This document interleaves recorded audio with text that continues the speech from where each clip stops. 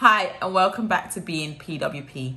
In today's video, I'm going to be talking about the very first step towards becoming a qualified psychological wellbeing practitioner, passing your OSCE. I'm going to be talking about what the assessment involves, why it's so important, and share some practical tips with you in order for you to pass with confidence. So let's get started. So first, let's start with what is an OSCE. An OSCE is an objective structural clinical examination, and it's a practical assessment that you use to demonstrate your clinical skills as a PWP. It's a single role play scenario where you are able to demonstrate your competencies to become a psychological wellbeing practitioner. Your demonstration, your empathy, your interpersonal skills, your communication skills, your non-verbal skills, and how to build rapport with the client. Okay, so let's talk about how the OSCE works. The OSCE is usually a 45-minute assessment where you are given a client and you are role-playing with the client, treating them as if they are a real client. You are assessed on your introduction, your confidentiality, risk assessment, provisional diagnosis, problem statement, 5-area model, and how you end your assessment. Your assessor will be looking for specific skills such as structure, empathy, clear communication skills, risk management skills, professionalism. It's not about being perfect. It's all about how you show safe and effective practice. Now let's talk about what the assessor is actually looking for. Being able to build rapport quickly. So they want to see that you're able to really listen and take in what the client is saying to you and giving them responses that are not automatic, but clear and concise responses so that you can acknowledge that you are listening to your client. They want you to be able to ask clear and structured questions. So what, when, who, why, where. You want to be able to show empathy and show that you're actively listening. I'm sorry to hear that. I'm sorry you feel that way. They want to be able to see that you're able to manage risk and confidently. Risk is one of the most important parts of your assessment. So being able to carry out a clear and safe, concise risk assessment is also vital into making sure that you pass your assessment. They want to be able to see that you can explain treatment options clearly.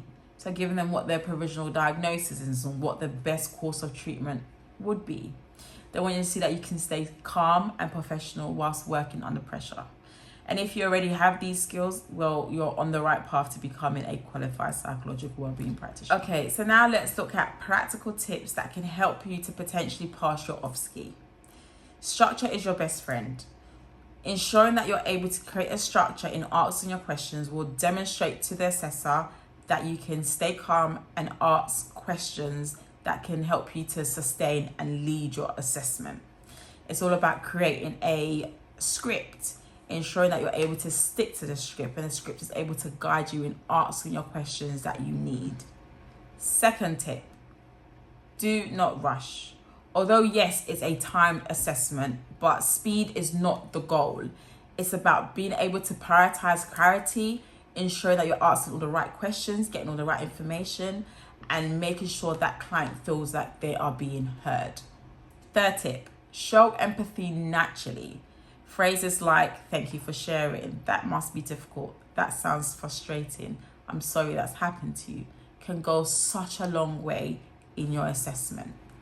Fourth tip, risk is key. Risk is one of the most important sections in your assessment. You shouldn't be giving a client that will have risk in your assessment, but if you are, and if they mention something that can indicate some form of risk, try your best to explore it as much as you can. That will only just show your assessor that you can identify and manage risk safely. Last and final tip, practice with real people. Practice with friends, practice with colleagues. The more that you practice, the more natural it becomes to you, the more easy the questioning becomes to you. So what's to expect on your OSCE day? Your OSCE day is done remotely, and what happens is that your assessors enter the room and they give you a brief information around your OSCE. You're not given information around what type of client that you may get. The OSCE is not designed to trick you. It's all about simply being able to check that you can apply the skills that you've already been learning to your client and how to deliver an assessment. It's opportunity for you to complete that scenario, and then once you're done, no feedback is given, you will get your results at a later date. Okay, so that's the OSCE in a nutshell. What it is, how it works, and some tips to help you in what you can do to prepare to pass it. If you're starting out in your trainee PWP journey, this is your first milestone in being able to pass and become a qualified psychological wellbeing practitioner. So you can absolutely do this. Trust me, I've been there before. If you found this helpful, please feel free to make sure you like, comment, and subscribe, and check out all my new videos that are coming up every Wednesday. Thank you for watching.